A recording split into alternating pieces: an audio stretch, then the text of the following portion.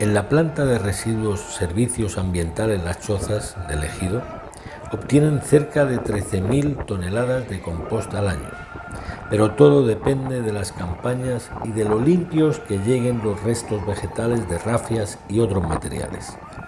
Su gerente, Juan Bartolomé Escobar, nos cuenta cómo es ese proceso de compostaje y algunas recomendaciones para los productores sobre la gestión de sus restos vegetales. Pues la principal problemática es doble, es decir, por un lado es la estacionalidad, que es el principal problema de la gestión de residuos vegetales, y en segundo lugar la presencia de rafias. Con respecto a la estacionalidad, pues ahí no podemos hacer nada, pues porque es nuestro proceso productivo, el éxito de la agricultura en Almería es producir fuera de temporada, con lo cual pues en ese tema no se puede actuar.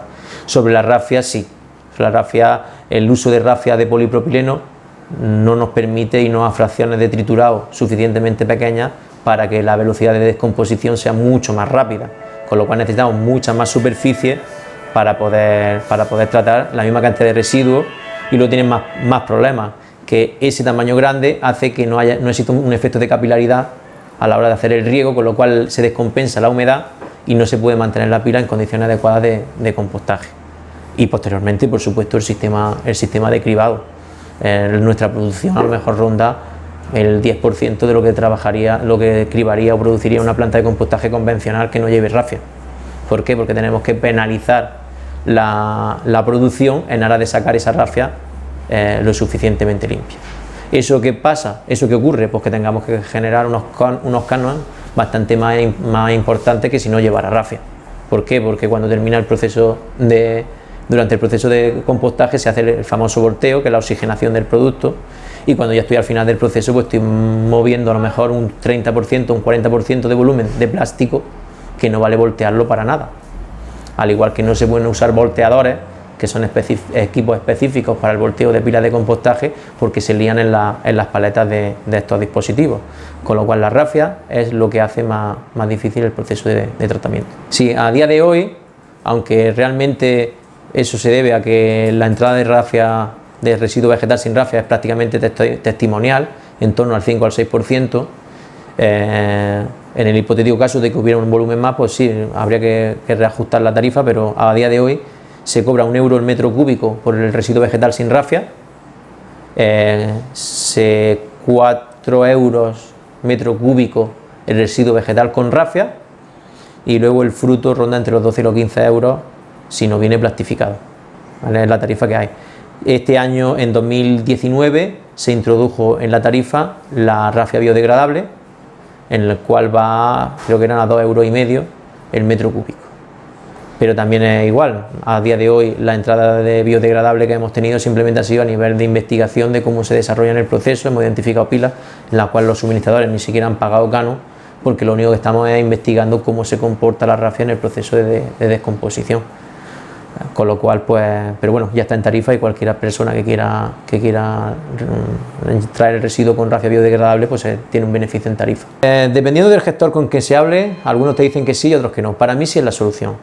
Para mí esa es la solución, porque aunque penalizáramos un poco el inicio del proceso con el proceso de triturado, podríamos hacer un triturado primario, que es lo que se está haciendo ahora, grosero, y luego un chipeado, que es un secundario, es decir, es reducir el tamaño de partículas. Eso implica que en la misma superficie se pueda tratar la misma cantidad de residuos en muchas mejores condiciones y con muchos menores costes de explotación. Y luego, al final, el gran problema del cribado y del rechazo plástico, que aunque a día de hoy ya se trabaja en su valorización con resultados que son aceptables, pero no eliminaríamos de un plumazo el rendimiento tan penoso que tenemos en el sistema de cribado. Con lo cual, todos son bondades, siempre y cuando que este tema ya se ha solventado, que era el primero en el cual con los fabricantes, cuando se acercaban a nosotros, le comentábamos que era la resistencia, porque sin resistencia en cultivo, en condiciones de cultivo, no tiene sentido, porque no llegaría a planta. Y en segundo lugar, y el gran problema por el cual ahora no se ha implantado, el coste. Estamos hablando que los costes rondan las 3 veces la rafia convencional, y aunque nosotros en planta bonifiquemos, y las ayudas que hay también para la implantación de ese tipo de rafia, no es suficiente para contrarrestar la diferencia de precio que hay en la adquisición. Pues las recomendaciones son claras. Para mí el uso de rafia bio pero en este caso pues también depende de las condiciones de costes que tiene cada explotación, y luego también importantísimo el preocuparse del destino que tiene su residuo. Es decir, cada uno, igual que nosotros somos responsables de gestionar nuestro residuo en nuestra casa de forma responsable, pues el agricultor tiene que preocuparse también del transportista, una vez que saca el residuo de su explotación, dónde lo lleva, que eso es muy importante, porque luego hay mucha gente que dice, no, es que a mí me cobran la mitad, vale, pero está garantizado que va a un gestor autorizado, o ese residuo termina en cualquier parte y a largo plazo es contraproducente para todos. Entonces eso sí que es importante tenerlo en cuenta. La valorización energética es un tema que se ha tratado desde hace años. Las experiencias que ha habido pues tampoco han sido muy alentadoras. Para mí no es una solución, y desde distintos puntos de vista. Primero, porque aunque se hagan análisis de toneladas al año, que también son muy matizables porque realmente no saben cuáles son, ese 50% de masa prácticamente de media es de agua, con lo cual no tiene poder calorífico ninguno. Hay que tratarlo, secarlo, procesarlo, con lo cual la rentabilidad que va a generar ese residuo a la hora de valorizarlo energéticamente es muy relativa, y siempre también iría acompañada de un canon, porque por sí solo no es rentable. Pero para mí el principal problema y el más importante es el volumen.